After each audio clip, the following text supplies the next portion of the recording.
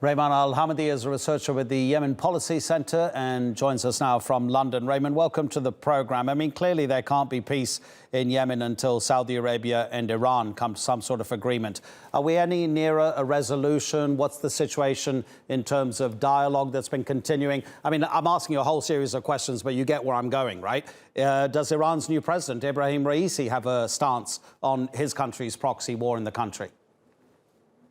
Thank you. I think today, obviously, the war started in 2014 and 2015. It's been about 7 years now, and the United Nations has went through 4 UN envoys or UN special envoys to try and mediate a peaceful resolution to the conflict in Yemen. The new UN envoy to Yemen has been appointed recently, less than a few months ago, and he will require some time, obviously, to get comfortable with the Yemeni actors. At the same time, the United States has been trying to also push for peace in the region unsuccessfully by using a special envoy as well that's been appointed to Yemen. But despite continued efforts to bring peace, both envoys are going to have a very big challenge ahead of them. The Houthis right now, who control the Sana'a-based government, and they are celebrating the fact that they've taken over the government in 2014. So this is actually their 70th anniversary.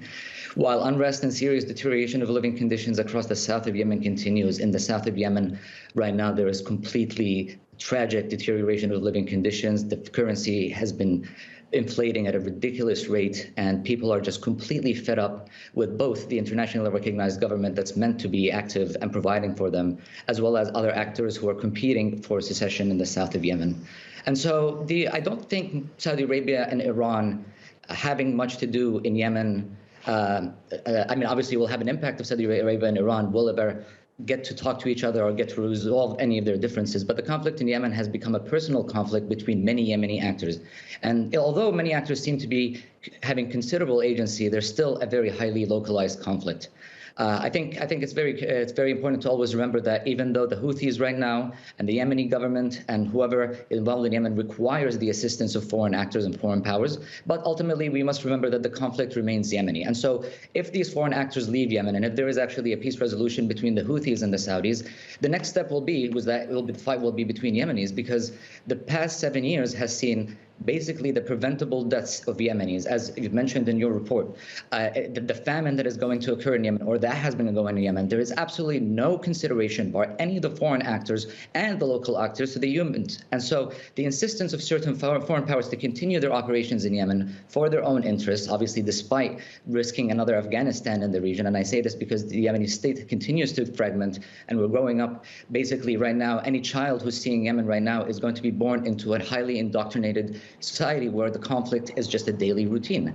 And so I don't think we are anywhere near a resolution to the conflict, I'm afraid, and that's because there's actually no leverage by any foreign actor on any of the Yemeni actors that control things, except for obviously direct proxies like the United Arab Emirates-backed Southern Transitional Council. These people will directly get command and control by whoever is funding them. But the Houthis will always decide to do what they want, and there is a personal problem right now between them and the Saudis, and I think Iran, whether it does not and cannot tell the Houthis what to do. That's really interesting. Raiman, just briefly, if you don't mind, you mentioned the economic crisis in the south. We've been reporting on it over the past few days and about the collapse of the currency, making it difficult for so many people to afford the most basic items, even like food. How bad is it, and is it going to get much worse? It's quite bad. It's really bad. And we can also look at for example, the comparison. In the Sana'a-based government and the Houthi-controlled areas, the Yemeni riyal is about 600 to $1. In the internationally recognized government territories, it's about double that price, and it continues to inflate every day.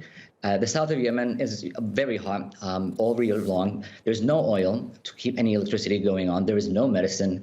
There are no services. There's only one airport that's open to serve a nation of 30 million people. And so if none of these things happen, such as ending the blockade that the Houthis have been calling for, or just generally just lifting the blockade for complete humanitarian reasons, the situation will continue to be grim and deadly, and the plight of Yemenis will continue to remain internally, running away from one conflict to the other in the deserts, in the harsh mountains, wherever. So the only thing that can prevent this humanitarian crisis is the unconditional opening of the borders, or allowing any humanitarian goods or economic aid, money, anything that can help Yemenis continue and get on their feet. That is a really grim analysis, Raiman. Thank you so much for sharing your expertise with us. Raiman Al-Hamadi from the Yemen Policy Center.